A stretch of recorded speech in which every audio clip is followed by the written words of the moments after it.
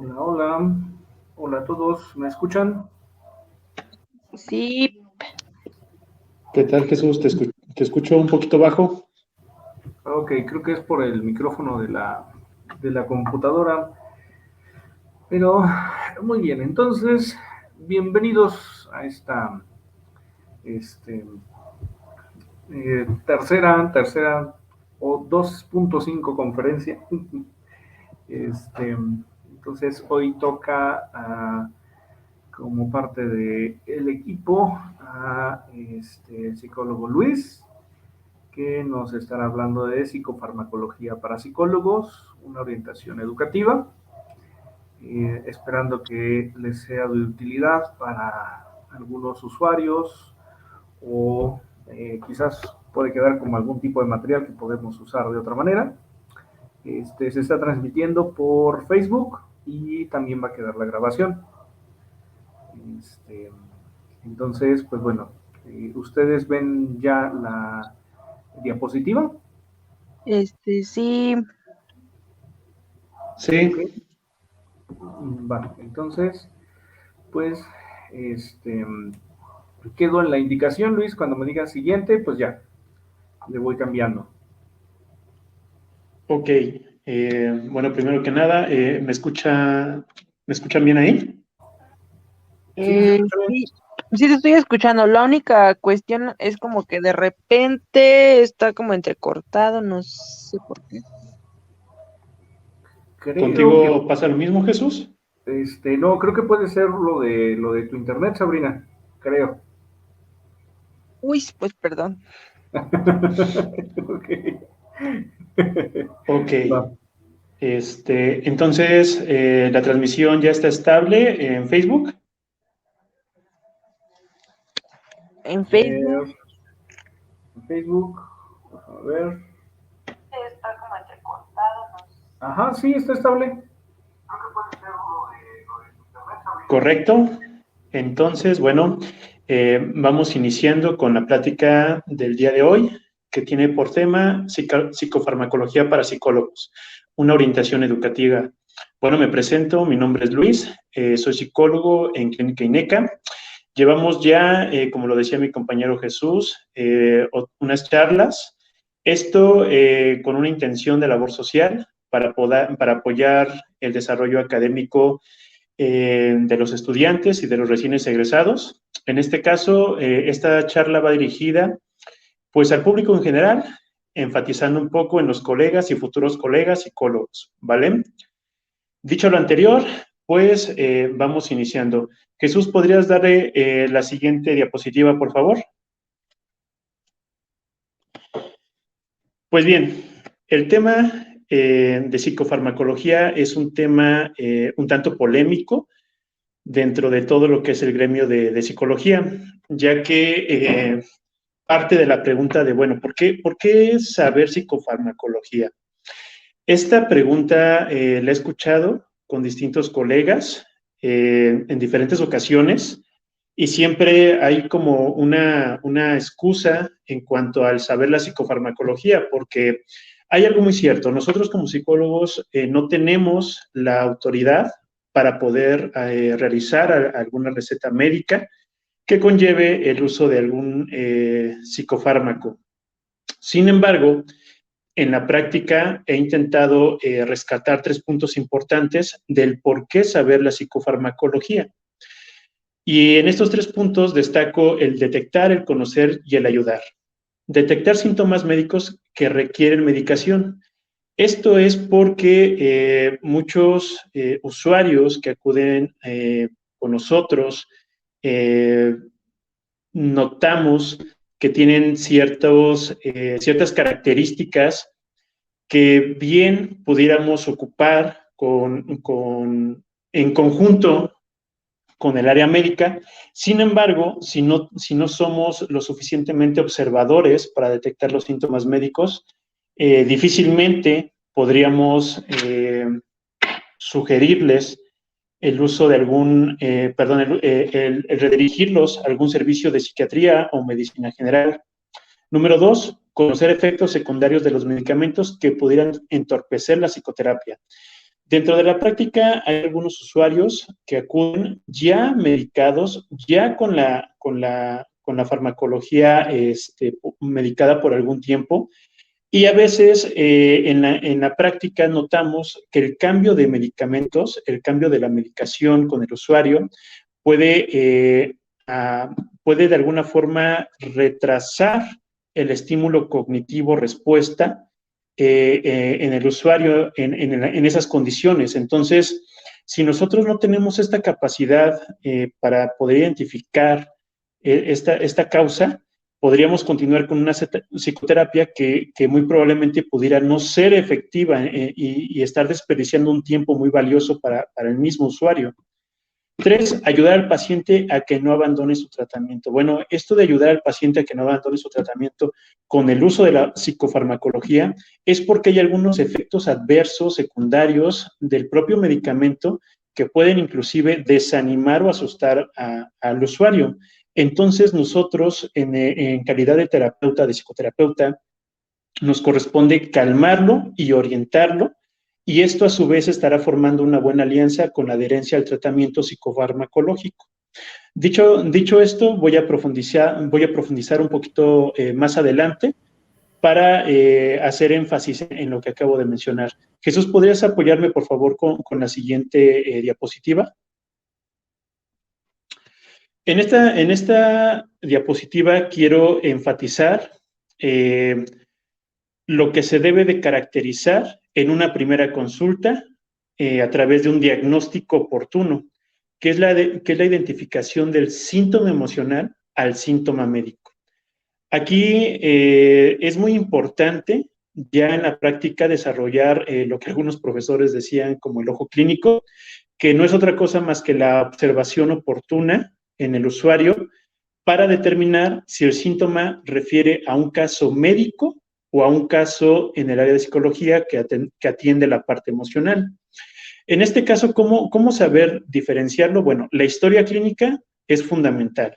En la historia clínica, como muchos ya lo saben, vamos a desarrollar todos los antecedentes familiares y asimismo del individuo para detectar una posible afección médica que pudiera tener una inclinación hacia el área total, parcial o en conjunto del área médica. ¿Cómo podemos identificar un síntoma médico? Bueno, daré un claro ejemplo. Hay usuarios que al sentirse deprimidos acuden regularmente con un médico general, y al estar en el área médica general, lo que hace el profesional es darle un medicamento por cierto tiempo. Cuando el usuario lo consume, nota cierta mejoría y al retirarlo, los síntomas empeoran al doble de cómo se presentaba. Entonces, aquí estamos hablando de que existe un síntoma emocional que no es meramente médico. Y ustedes pueden decir, bueno, ¿cómo podemos identificarlo con este ejemplo? Bueno, la situación aquí es de que la persona que está generando esta depresión esta depresión comúnmente mantiene malos hábitos que ha acumulado a lo largo de su vida y que van a hacer cíclica la depresión. Entonces hablamos de que la situación es meramente emocional. Mientras que por otro lado, hablando del síntoma médico, es a la inversa. Muchas veces el usuario acude directamente con un profesional en el área de salud mental, en este caso el área de psicología, y a través de una psicoterapia en una tercera o séptima sesión, nosotros identificamos que el paciente está reiterativo en muchos de los síntomas, sobre todo los físicos. Al canalizarlo al área médica, notamos una mejora absoluta o en algunos casos también parcial, y entonces podemos identificar que el síntoma se trata de una situación meramente médica, donde el uso del fármaco ya está haciendo lo suyo, ya está mejorando al paciente, ya estamos obteniendo una respuesta física y, en consecuencia, la terapia o la psicoterapia estará teniendo el 100% de efectividad. Entonces, esta es una forma en que nosotros podíamos comenzar a desarrollar el ojo clínico en la observación de la diferencia entre lo que es el síntoma emocional y el síntoma médico. En resumen, tomando en conciencia el síntoma emocional y el síntoma médico como el concepto de diferencia, es que el síntoma emocional se va a caracterizar una vez que esté de forma cíclica o reiterativa, mientras que el síntoma médico estará atendiéndose de forma parcial a través de un medicamento y a través de un lapso de 2 o 3 meses, el tiempo aproximado de un trastorno en reaparecer, estaremos nuevamente notando que, bueno, el usuario está nuevamente con los síntomas. ¿Me puedes apoyar con la siguiente diapositiva, Jesús, por favor? Ahora, entrando ya un poquito más de lleno en lo que es la farmacología en el área de psicología, hay cosas necesarias que el psicólogo debe de saber. Aquí voy a intentar no extenderme tanto y no ser tan técnico en muchos de los conceptos. Y en esta primera diapositiva, que por ahí se ve en pantalla, lo he colocado a forma de resumen, algo que estaré extendiéndome en unos minutos más, sobre las cosas fundamentales que el psicólogo tiene que saber en este tema. Número 1, las neurociencias o, en este caso, los mecanismos de acción. Perdón, Jesús, se movió un poquito la pantalla, no sé si la podría regresar a lo anterior. Gracias. Como les comentaba, número 1 serían las neurociencias o lo que son los mecanismos de acción. Aquí se va a tratar conceptos como lo que es la sinapsis eléctrica, la química de los neurotransmisores, que en unos minutos, repito, estaré explicando. La farmacocinética, en este caso que tiene como conceptos clave la absorción, distribución, metabolización y excreción de los fármacos. Asimismo como la farmacodinámica, las acciones, efectos y mecanismos de absorción. Jesús, ¿me puedes apoyar con la siguiente diapositiva, por favor? Mecanismos de acción. Bueno, los mecanismos de acción como tal, este apartado define en qué modo cada uno de los psicofármacos actúa a nivel cerebral para producir los efectos terapéuticos.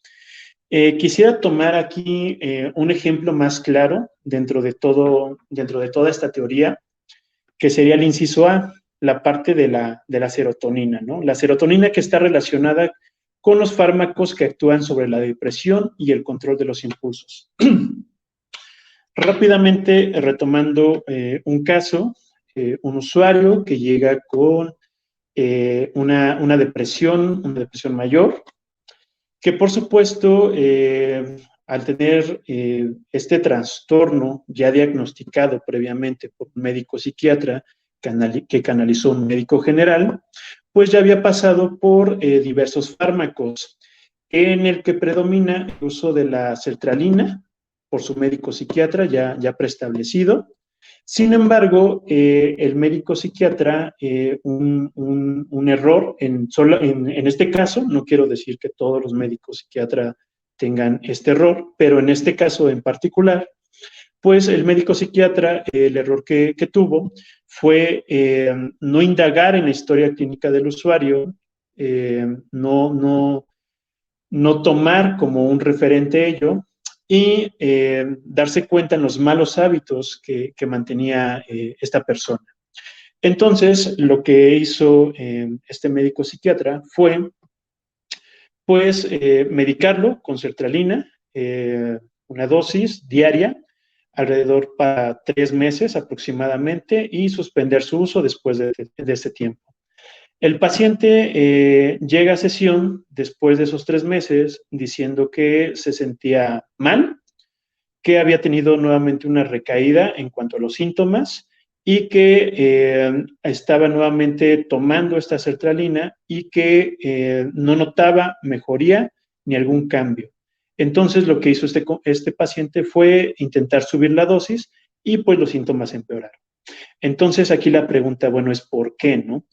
Dentro de los mecanismos de acción, entendemos que este medicamento está directamente recaptando la serotonina, que como todos sabemos, pues es conocida como la hormona de la felicidad.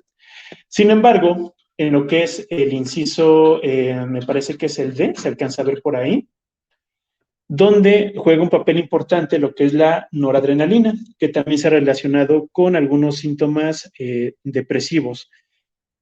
¿Qué quiere decir esto? Que el médico, en este caso el médico psiquiatra, le recomienda al usuario el uso de este medicamento. Sin embargo, el paciente tenía malos hábitos, como era el consumo excesivo de grasas y el consumo excesivo de alcohol. Entonces, nunca existió una precaución prescrita por el médico tratante, en este caso el médico psiquiatra, dando por hecho que el paciente ya tenía que saber esta condición del medicamento. Entonces, el paciente, a pesar de que, ojo, no era un alcohólico, pero sí era una persona social que se tomaba una cervecita, un vaso de vino de vez en vez o una vez por semana, cosa que no podríamos determinar que es un alcohólico como tal, ¿no? Sin embargo, el uso de estas sustancias, como es el alcohol, pues estresaba las glándulas suprarrenales ubicadas en el riñón, que a su vez estaban, pues de alguna forma, secretando más noradrenalina. Y por excelencia, lo que es la sertralina, intentando recaptar la serotonina a nivel cabeza, pues ya estaba jugándonos chueco la parte de los riñones, ¿no? Entonces es importante entender los mecanismos de acción. Con esto no quiero decir que nosotros estemos debatiendo o estemos echando para abajo el diagnóstico del psiquiatra, pero sí nos corresponde como expertos en el área de la salud mental, indagar un poquito en los hábitos del usuario y aplicar un poco de terapia psicoeducativa. La que sigue, Jesús, por favor. Farmacocinética. Esto de la farmacocinética es básicamente la absorción de los fármacos, ya sea por el tipo de administración que puede ser oral, intramuscular, intravenoso o rectal. Complementando un poco toda esta teoría, nuevamente quisiera dar un ejemplo aquí en Clínica INECA que hemos tenido con el área de nutrición, que por supuesto nosotros como psicólogos también hemos hecho lo propio en nutrición para algunos casos que se han mostrado un tanto complicados. Aquí voy a tomar un ejemplo con un usuario que llegó en el área de nutrición, pero que había olvidado que hace un tiempo había sido diagnosticado con insuficiencia renal y que mostraba aparentes síntomas de bipolaridad. Entonces, esto lo detecta nuestra nutrióloga, lo canaliza al área de psicología y bueno, damos una referencia oportuna hacia el área psiquiátrica, donde se le diagnostica con un trastorno bipolar y regresa al área de nutrición para su dieta en cuanto a insuficiencia renal. ¿Qué sucede con esto? Que bueno, la parte de la insuficiencia renal, como lo muestro en un ejemplo que se ve en el inciso D, en la parte casi de abajo, nos habla de que la dieta que nos va a generar la nutrióloga, pues tiene que ser baja en sal. Sabemos que la parte del sodio, pues es excretada principalmente por los riñones. Entonces, si este usuario tiene insuficiencia renal, es lógico que nuestra nutrióloga pues le mandará una dieta baja en sales. ¿Cuál es la problemática que pudiéramos aquí notar que está muy escondida quizá? Es decir, el médico psiquiatra hizo lo suyo, hizo bien, comienza a mandar litio para el trastorno bipolar. Nuestra nutrióloga comienza a mandar una dieta baja en sal y aparentemente todo bien. Sin embargo, entendemos que pues el organismo necesita sal. Esto nos lo mencionaba un profesor de psicofarmacología, que bueno, finalmente el organismo mayormente tiene un porcentaje de agua y nosotros funcionamos prácticamente como electricidad, ¿no? Con electricidad.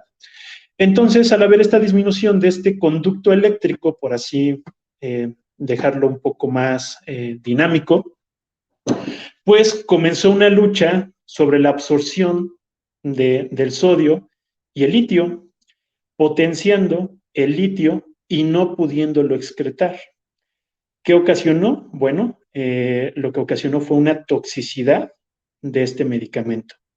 Entonces, afortunadamente, nuestra nutrióloga se da cuenta de ello, manda el reporte a tiempo con el médico psiquiatra y bueno, se le hace un cambio de dosis y todo bien para el usuario. Es decir, tuvimos la forma oportuna de trabajar en conjunto, aún sin hablar de manera directa, pero con especificación de conocer la farmacocinética dentro de las áreas que fue psicología, que fue nutrición y que en este caso fue pues la parte del médico psiquiatra. Y cabe mencionar aquí como paréntesis que este caso, bueno, fue llevado a debate entre psicología y nutrición, porque, bueno, había una evidente toxicidad en el usuario y pues era necesario platicarlo con el médico psiquiatra.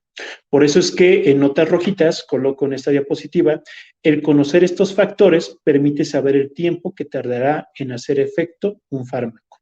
Y en un momento más mencionaré otro caso para que nos quede un poquito más claros en relación a la farmacocinética. Jesús, ¿pudieras, por favor, gracias? Farmacodinámica. Esto es un tema que se complica a la hora de estar en psicoterapia con el usuario. ¿Por qué? Hay usuarios de los dos extremos. Aquellos usuarios que están tan acostumbrados al medicamento que quieren o necesitan una respuesta tan inmediata como la ingesta de un medicamento dentro de la psicoterapia. Y tenemos por el otro lado aquellos que están totalmente peleados con el uso de medicamentos, ¿no? Y dentro de estos dos extremos puede haber un desarrollo de una dependencia del mismo. Tomaré el caso nuevamente de lo que es la sertralina por la disminución de la serotonina. Aquí la farmacodinámica nos habla de que el uso del medicamento puede detonar en dos aspectos, que es el aspecto agonista, que es el que estimula de forma parcial o completa su acción fisiológica en el usuario, y la acción antagonista, que es aquella que bloquea el receptor desplazando a otras sustancias internas o externas y en ocasiones también puede reducir su activación. Retomando nuevamente este ejemplo, se dice por ahí, y es un dicho que todos conocemos, que cada organismo es diferente.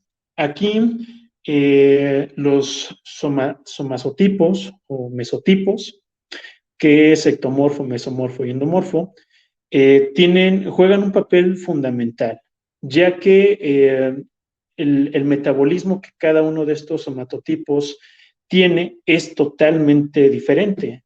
Mientras que el delgado puede metabolizar de una noche a otra, el endomorfo, para que quede claro, es aquella persona, lo que conocemos en términos folclóricos, llenita, gordita. El endomorfo puede tardar en metabolizar algún alimento el doble que un ectomorfo. Un ejemplo, el ectomorfo, la persona flaquita, puede comerse, no sé, 10 tacos en una noche y al siguiente día amanecer con el abdomen plano, ¿no? Es decir, esto como una forma sencilla de ver una metabolización rápida. Mientras que el endomorfo se come 3 tacos y al siguiente día se siente inflamado y todavía con un estómago más pronunciado. Entonces, aquí la tolerancia dentro de la metabolización va a ser muy, muy, muy, muy variante. Y aquí es donde muchos usuarios tienden a desesperarse, a desanimarse y a desapegarse en el tratamiento. Por eso es de que este concepto de la farmacodinámica es muy importante, no solamente en la psicología, sino en otras áreas como la nutrición, por ejemplo, para de alguna forma ayudar al paciente a continuar la adherencia al tratamiento. Y les voy a decir por qué. Como les decía hace un instante, retomando el caso de la disminución de la serotonina con la ingesta de lo que es la sertralina, este medicamento para recaptar los niveles óptimos de serotonina van a ser muy variantes. Y hay cosas que el médico no da como indicación. Si nosotros como psicólogos entendemos este punto de la farmacodinámica, podemos ayudar al usuario a que se apegue al tratamiento. Explico. La sertralina es un medicamento acumulativo en la sangre, es decir, tiene que pasar un periodo de tiempo para que haga efecto y tiene que pasar un periodo de tiempo para retirarlo de forma óptima. Entonces, lo que sucede mucho en el tratamiento para personas depresivas, cuando acuden con un médico general, lo que hace es otorgar este medicamento por periodos de tiempo muy cortos, es decir, periodos de tiempo donde el usuario apenas se está adaptando al medicamento. Cuando se adapta, el médico ya le da caducidad al tiempo en el que le mandó el medicamento y lo suspende de forma abrupta, ocasionando un ligero síndrome de discontinuidad en el usuario, que no es otra cosa como una especie de cruda por la ausencia del medicamento. Entonces, ¿qué es lo óptimo? Lo óptimo es entender dentro de la farmacodinámica que el medicamento tiene sí o sí un tiempo de vida, un tiempo de adaptación y un tiempo de salida. En el caso de la sertralina, tiene un periodo de adaptación aproximadamente entre los 14 y 23 días. Esto como un aproximado y va a depender de la metabolización de cada organismo. Lo segundo a tomar en cuenta es que dentro de este periodo de adaptación, el medicamento por sí mismo puede causar insomnio si se ingiere horas o minutos antes de la siesta. ¿Cuál sería lo propio? Consumirlo al menos 9 horas antes de ir a dormir y dentro del periodo de los 14, 15 hasta los 23 días, evitar exposiciones que sean de alto riesgo. Personas que trabajan en las alturas, choferes que tienen distancias largas al manejar. ¿Por qué? Porque, repito, es la adaptación y cada organismo es diferente. Entonces, al entender que cada organismo es diferente, pues pueden haber efectos secundarios y colaterales que no se van a quedar durante todo el tratamiento, es decir, mientras el fármaco se adapta a nuestro organismo. Una vez adaptándose, ya podemos empezar a contar después de la adaptación 3, 4, hasta 6 meses, dependiendo de lo que diga el médico psiquiatra, y entonces ya contemplar la forma paulatina en que se suspenderá dicho medicamento. Ahora, llevándolo un poco a la práctica. Cuando un paciente acude al área de psicología, lo primero que tenemos que entender o investigar, indagar, es desde cuándo está tomando el medicamento, ya que muchos usuarios acuden al área de psicología casi inmediatamente después de que han iniciado el tratamiento farmacológico. es decir, vienen en un segundo o tercer día, y esto a nosotros como terapeutas realmente nos estropea un poco la psicoterapia, ya que el paciente está más preocupado por los síntomas adversos del medicamento y está cognitivamente más atento en lo que está ocasionando el uso del mismo que en trabajar sus modelos de hábitos, el cambio de pensamiento.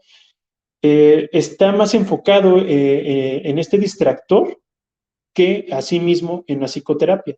Entonces, cuando acuden a algún usuario con estas características, lo recomendable es citarlo una semana, 10 días después, y explicarle sobre todo el por qué.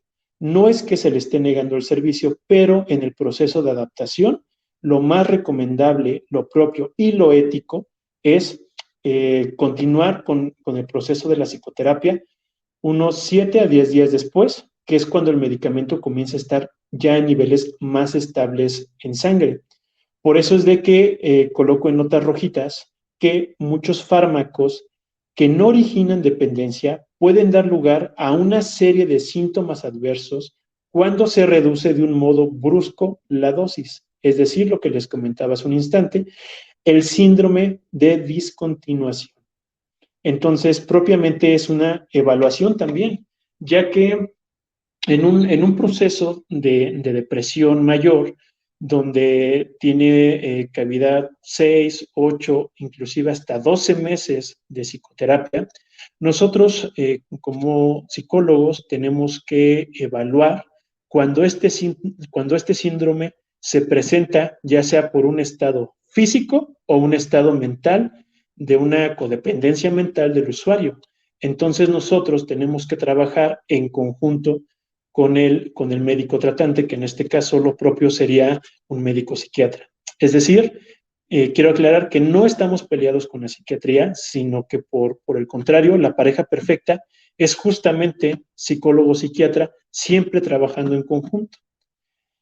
Bien, dicho esto, Jesús, ¿podrías apoyarme por favor con la siguiente diapositiva?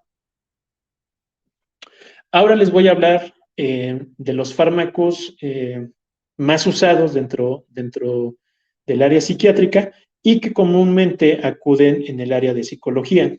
Estos psicofármacos son los antidepresivos, los ansiolíticos, los antipsicóticos y los estabilizadores del ánimo.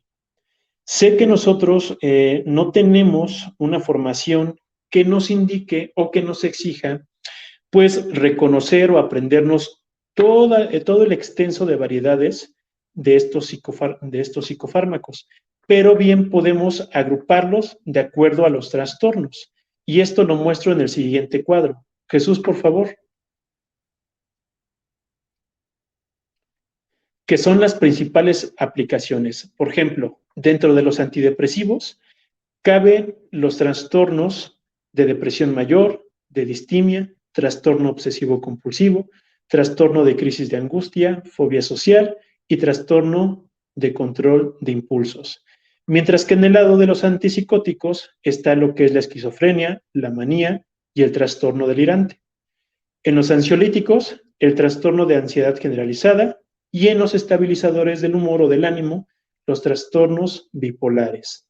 Cuando nosotros logramos agrupar estos fármacos de acuerdo a las características que está presentando el trastorno, nos será más sencillo identificarlos.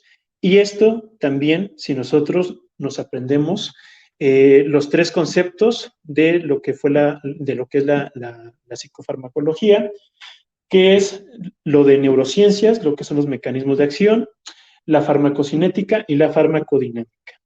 Esto es muy importante porque nos será más sencillo la identificación. Repito, con esta charla no intentamos prescribir algún psicofármaco, ni siquiera recomendar algún psicofármaco, sino se trata de identificar y redirigir a tiempo hacia el área especializada.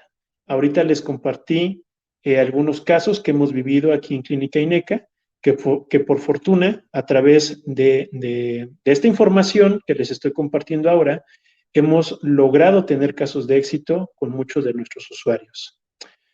La siguiente diapositiva, Jesús, por favor. Ahora, ¿qué es dentro de esta práctica lo que podría dar como un resumen y que son puntos muy valiosos en la práctica? Número 1 sería la valoración diagnóstica, que es fundamental, como se los acabo de mencionar, ya que a través de esta valoración diagnóstica nosotros podremos identificar entre el síntoma médico y el síntoma emocional. Y dependiendo de eso, podremos ya visualizar un plan de trabajo con el usuario y asimismo explicarle la programación y del por qué estamos actuando de esa manera y de esta forma ya empezar una adherencia al tratamiento al bajar los niveles de ansiedad e informarle al usuario de qué va a tratar. Número 2, la farmacoterapia sola suele resultar insuficiente. Normalmente se necesita la educación y la psicoterapia. Por eso, colegas que nos estén viendo, próximos colegas, el tomar este punto, es decir, no porque el médico tratante, médico general o médico psiquiatra ya esté medicando al usuario, significa que nuestra terapia, nuestra psicoterapia, pierde valor o es menos que. Por el contrario, es una pieza fundamental para el éxito del bienestar del usuario. Entonces, ojo, tanto la psicoterapia por sí misma en ocasiones no es funcional al 100% y tampoco la farmacoterapia por sí sola no será funcional al 100%. Siempre deben de ir acompañada para lograr un caso de éxito. Y como una sugerencia también, siempre aportar un poco de terapia psicoeducativa con nuestros pacientitos, ya que la información será crucial para el cambio de modelo de pensamiento, modelo de comportamiento. 3. La relación riesgo-beneficio debe considerarse cuando se desarrolla una estrategia terapéutica, como en el caso de este paciente con trastorno bipolar que aún no era diagnosticado y además de eso, la parte de la insuficiencia renal, es evaluar con el terapeuta las dosis, evaluar si conviene continuar con ese tipo de fármaco o es mejor cambiarlo y sobre todo explicar desde el por qué creemos. Pero finalmente, quien dictamina la sentencia del fármaco siempre será el médico psiquiatra o el médico general o aquel médico especialista que esté tratando al usuario en cuestión. 4. Tanto la instauración de un fármaco como su retirada han de llevarse a cabo de forma gradual. No saben la cantidad de personitas que han llegado con nosotros que presentan algunas características del síndrome antes mencionado, de este síndrome de abstinencia, debido a que se les ha retirado el medicamento de manera abrupta, es decir, sin haber hecho esta forma paulatina. Hay estrategias que no me atrevería a decir que son como tal placebo, pero que nos ayudan de alguna forma a estabilizar al usuario al momento de retirar.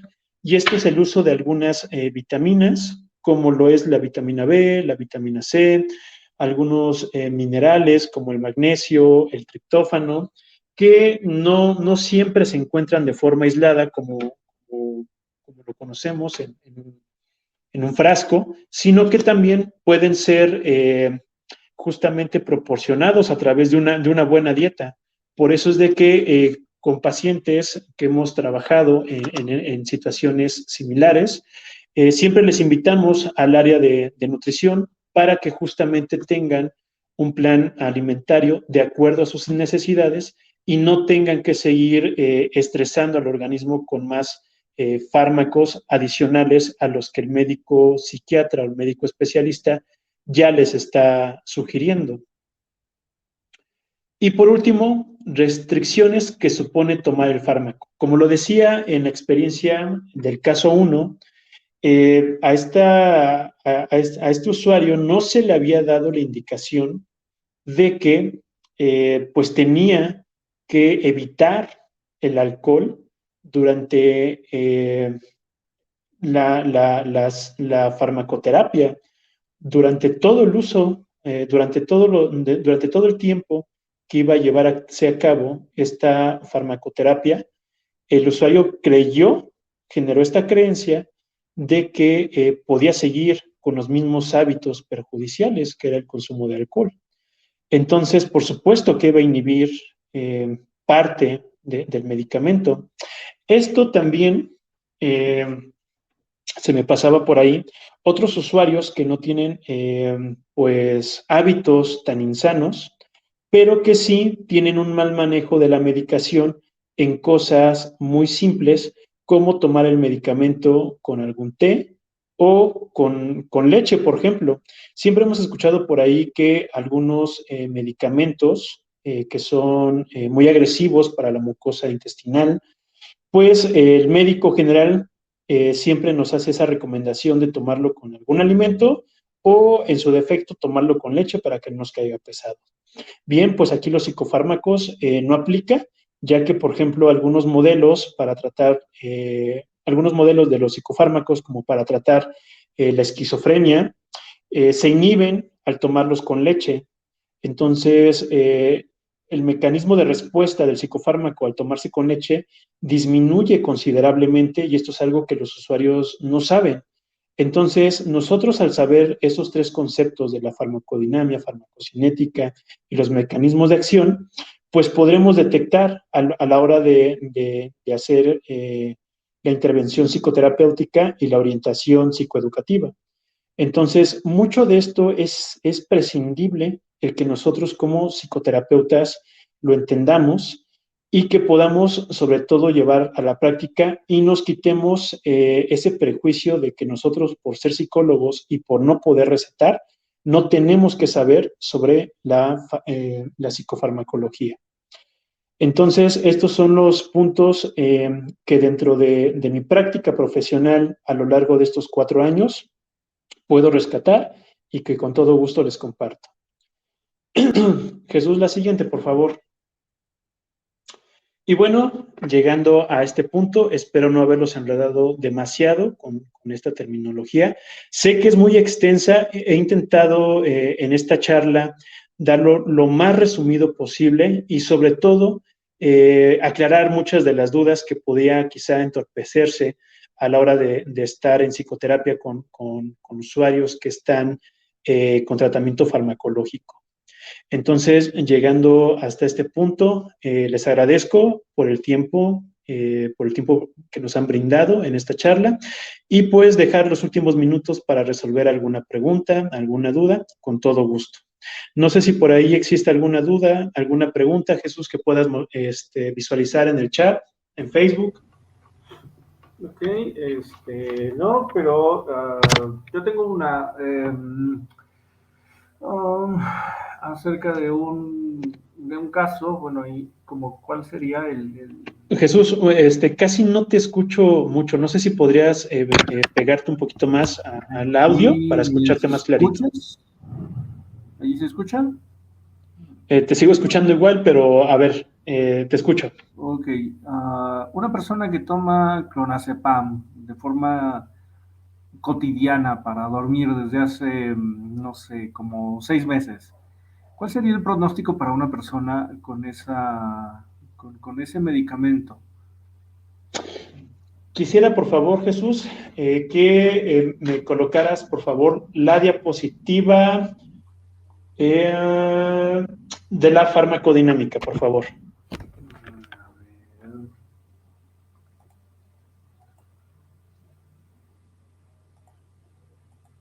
Ahí. Bueno, aquí, en este recuadro donde menciona la tolerancia, y donde muchos de los usuarios se generan una codependencia física, como con el uso del clonazepam y de la familia de las benzodiazepinas, pues es justamente que está mal administrado. Tenemos que evaluar cuáles las condiciones del por qué se le administra este medicamento. Generalmente hay algunos medicamentos que tienen una sinergia similar. Por ejemplo, la sertralina se utiliza para casos depresivos y para casos ansiosos. Tiene esta dualidad para ambos trastornos. En el caso de las benzodiazepinas, en su mayoría de los casos se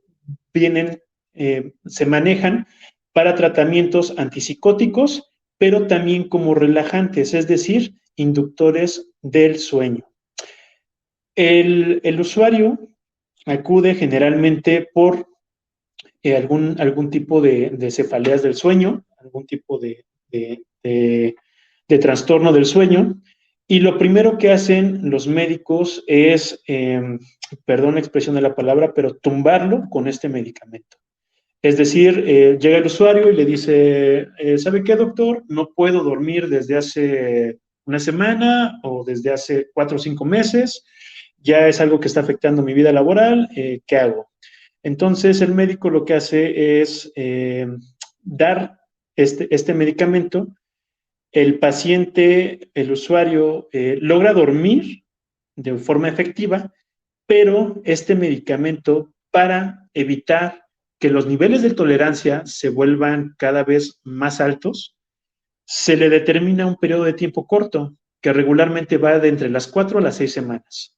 El problema de esto es cuando el usuario comienza a hacer mal uso de este medicamento, a pesar de que es un medicamento controlado, y comienza la automedicación. Entonces, lo extiende ya no 6, sino 12, 4 meses, y por un periodo de tiempo en verdad muy prolongado. Hemos tenido usuarios que lo han prolongado hasta por años, y les es complicado, difícil y en ocasiones imposible dejar ese medicamento. Pero está el otro extremo. Hablamos de una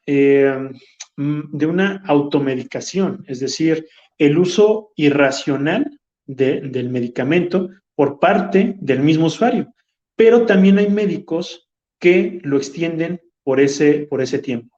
Entonces, ¿qué sucede aquí? Nosotros como terapeutas tenemos que evaluar del por qué es que se le está indicando este medicamento.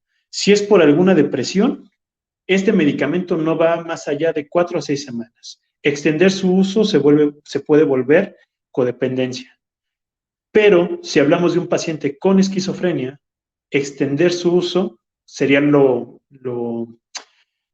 correcto en este caso, ya que va a mantener al usuario sin este grado de psicosis que puede afectar de forma considerable su vida, y por supuesto a nosotros como psicoterapeutas puede entorpecer el proceso de la psicoterapia. Entonces, esto es evaluar lo que decía hace un instante, en qué condiciones se le ha diagnosticado esa medicación y si a nosotros en la psicoterapia nos entorpece o nos beneficia. Depende del trastorno o del padecimiento que estemos en ese momento llevando con el usuario. No sé si quedó clara la respuesta, Jesús. Sí, queda clara. Y ok, pues parece que no hay algunas otras dudas. No sé si por ahí Anet o Sabrina, bueno, desde el área de nutrición tengan algo. Ya, hola, es que no se escuchaba bien. ¿Sí me escuchan? Sí, adelante, Sabrina, te escuchamos. Ok, pues bueno, a mí me gustaría mencionar un punto que no había tocado, bueno, que vi en las anteriores diapositivas y que se empezó a comentar acerca de la alimentación y los mecanismos de acción que precisamente se ven en el área de nutrición, que precisamente es eso, que muchos alimentos o algunos alimentos, al momento de ser ingeridos, el mecanismo de acción hace que la absorción sea nula o muy poca. Entonces, pues, al saber esta parte de la farmacología en el área de psiquiatría, bueno, de psiquiatría, la psicología, pues es como un punto muy importante.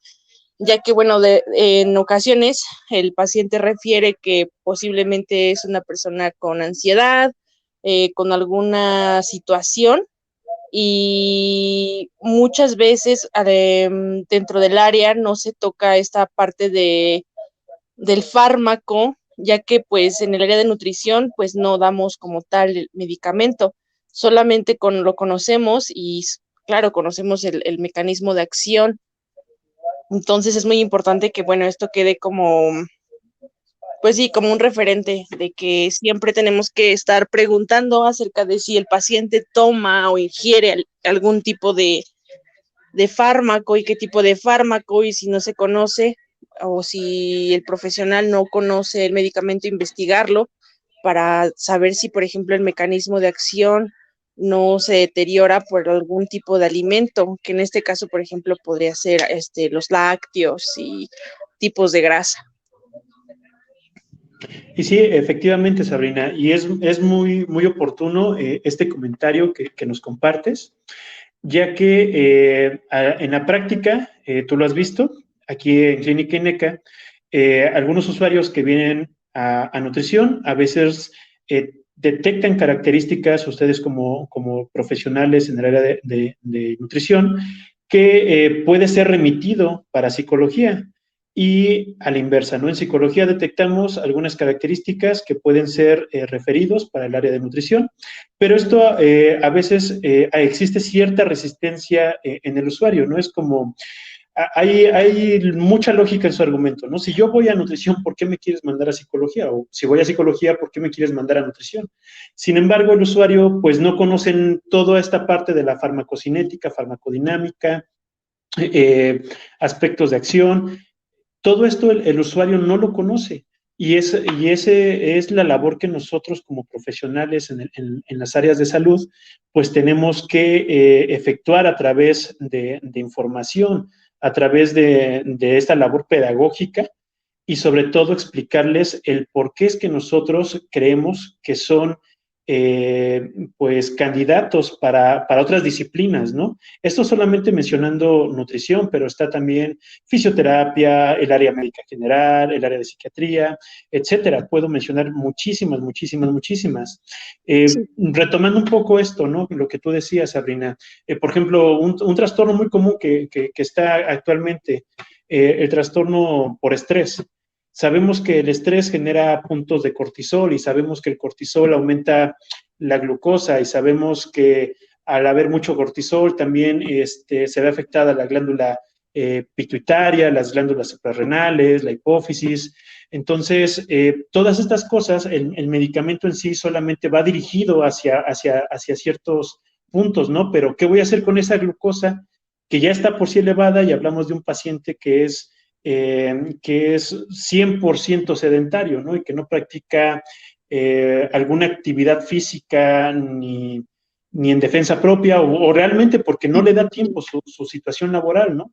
Entonces es ahí donde la nutrición entra y nos dice, bueno, sí, ¿no? El medicamento está haciendo lo suyo para bajar el punto de cortisol, para aumentar un poco la serotonina, etcétera, etcétera, pero yo como nutrióloga tengo que ver esta parte de la glucosa y tengo que ver tus malos hábitos alimenticios que te están llevando a reafirmar y mantener la glucosa de niveles tan altos, etcétera. Entonces, yo aquí entro y te puedo dar una dieta en apoyo y tan, ¿no? Entonces, esto es Sí. muy, muy, muy importante, ¿no? Que también los usuarios entiendan el por qué nosotros nos atrevemos a sugerir la canalización hacia otras áreas y no es por mero gusto o porque queramos sacar ventaja del padecimiento del usuario, sino porque Sí, vemos características, ¿no? sí, claro. De hecho, bueno, a mí me gustaría compartir una historia que me pasó con un paciente. Bueno, aquí la cuestión era que este paciente estaba en un tratamiento pues largo por una infección.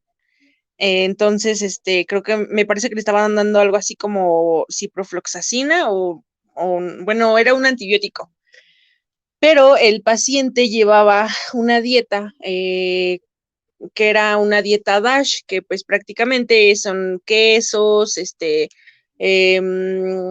bueno, ensaladas, como, bueno, casi mediterránea, era era mucho lácteo el que se consumía. Él no consumía carnes, en casi muy pocas leguminosas y solamente era como el queso como tal. Y al momento de caer en una enfermedad en la que se ve con un tratamiento largo de antibióticos, pues esta dieta le estaba dando pues problemas porque pues no sabía por qué no se podía curar. Entonces esa era la cuestión. O sea, no podía combatir la infección. Entonces, bueno, al entrar conmigo, pues me comenta la situación de que pues ya el estómago, pues imagínense, ¿no? Tanto antibiótico le había repercutido en el sistema gastrointestinal. Entonces, pues era porque, bueno, al consumirse estos tipos de antibióticos con lácteos, pues es obviamente que pues reduce la efectividad. Entonces, por eso es que el tratamiento se alargó un poco más, un poco más, un poco más, así hasta que pues ya tuvo otra situación. Entonces, es bien importante como tener en cuenta que dentro del área de la nutrición también se ven algunas situaciones como fármacos donde su mecanismo de acción disminuye por el consumo de ciertos alimentos y así muchos más alimentos. Entonces, imagínense si nosotros tenemos como la creencia de que pues cualquier medicamento se toma súper bien con leche, ¿no? O te puede pasar algo si te lo tomas con café o infinidad de mitos que existen dentro de esta parte farmacológica, ¿no? Entonces, sí es importante tenerlo en cuenta, sí es importante como conocer un poquito del tema. En la parte de psicología, pues igual, qué bueno que ahorita que se mencionó y que expusiste el tema, pues la parte de nutrición ahora está un poquito más también viendo el vínculo que existe y que siempre es importante preguntarlo y si no se sabe, pues investigarlo, porque pues esto puede repercutir a nuestro paciente. Sí, así es. Y ahora que mencionaste eso del café, también por ahí recuerdo un usuario que estaba en tratamiento farmacológico para crisis de ansiedad. Entonces estaba tomando algunos ansiolíticos, pero comúnmente lo tomaba con café o con algún tipo de bebida energetizante, lo que potencializaba el factor tóxico del medicamento, ocasionándole ciertas arritmias. Entonces, por supuesto que el usuario se asustaba y prefería no tomarse el medicamento porque adjudicaba que era el medicamento el que lo ponía así, cuando realmente no era por sí mismo el medicamento, sino era el consumo de otras sustancias que quizá no son tan tangibles como la cafeína, la taurina en algunas bebidas energetizantes, y que esto potencializaba los efectos tóxicos, ocasionándole pues situaciones colaterales del mismo medicamento y por supuesto indeseables, ¿no? Entonces, todos estos hábitos a nosotros como psicólogos y también en la parte de nutrición, claro, nos compete revisar, ¿no? Cómo está llevando sus hábitos de vida el usuario que está acudiendo a nuestra área. ¿Para qué? Para que a veces el identificar el síntoma a tiempo nos puede ayudar a no generar como tanto desgaste en el usuario, ¿no? De que no veo avances, no veo avances, no veo avances, o que simplemente creo o pienso que empeoro, ¿no? Esto por mencionar pues el tema del café con los ansiolíticos, pero por Sí. ejemplo también hay algunos colegas que también, o sea, no saben que la serotonina también la encontramos en la parte del ducto digestivo, ¿no? Entonces, era lo que en algún momento mencionaba, ¿no? O sea, ¿tú crees que esas mariposas en el estómago son mera casualidad? No, o sea, es la serotonina que Sí. está actuando y que se está haciendo presente y que se está manifestando, ¿no? Entonces, claro que lo que nosotros comemos también viene muy de la mano en el área de la psicología y por supuesto que va a ser un factor también muy importante cuando se inicie la parte en el área psiquiátrica de farmacología. Entonces, van muy de la mano y esta es una información que pues siempre tenemos que tener muy presente a la hora de interactuar con los usuarios. Sí, claro. De hecho, Igual como lo mencionas, por ejemplo, yo lo que había leído un poco era acerca de los antidepresivos y esto me ocurrió precisamente por azares del destino en el que nosotros, bueno, yo lo recuerdo que estábamos haciendo una práctica donde estábamos em, conociendo algunos tipos de quesos, algunos tipos de, ¿cómo se puede decir? Por ejemplo, jamón serrano, todas estas cosas madurados, se puede decir, y algunos productos como el yogur y demás. Entonces me acuerdo mucho que en una plática con un profesor, precisamente era lo que bueno, a mí me llegó a comentar que cuando se está consumiendo cierto tipo los antidepresivos, pues estos alimentos se les tiene que tener como cuidado, em, los fermentados, madurados, todas esas cosas.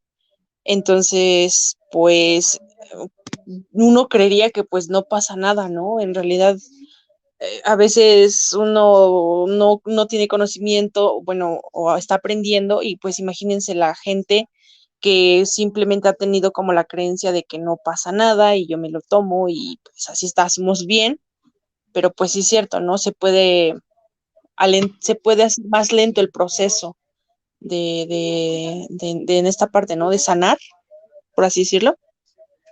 Sí, sí, sí, sí. Y qué bueno que tocas ese tema, Sabrina, nuevamente.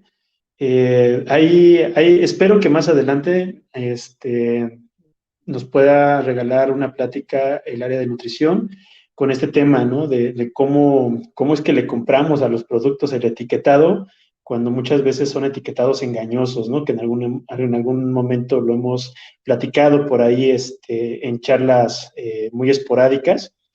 Y algo, ¿no? Que en algún momento mencionábamos esto de la cerveza sin alcohol, ¿no?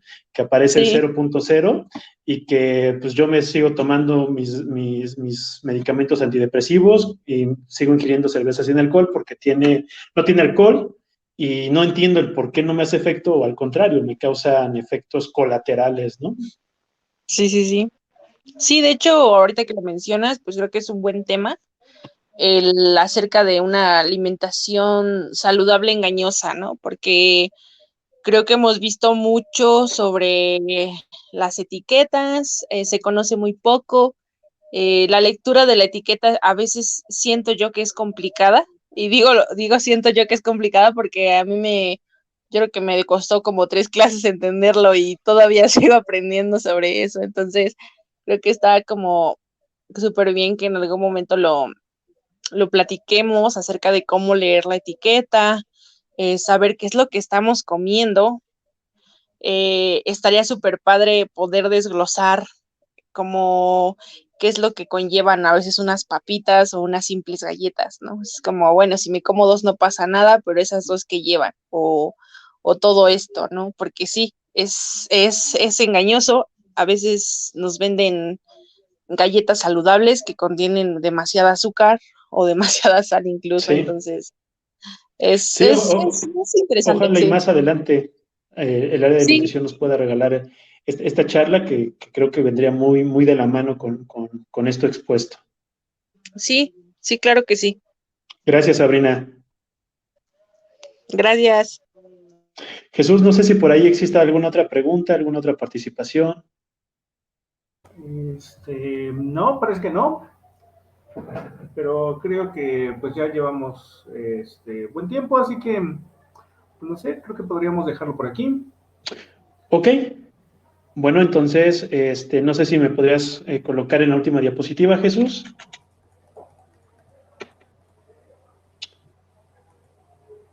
Pues nuevamente, dar las gracias a las personitas que estuvieron con nosotros o que verán este en vivo más adelante, en cuestión de tiempos, eso lo entendemos. Y aquí vienen parte de nuestros contactos de su servidor, donde si tienen alguna duda que por ahí les surja, con toda confianza pueden escribirme y les invito también a que visiten nuestras redes, ¿no? Tanto en Facebook como en YouTube y en TikTok. Les agradecemos mucho Y bueno, de mi parte sería todo y excelente noche.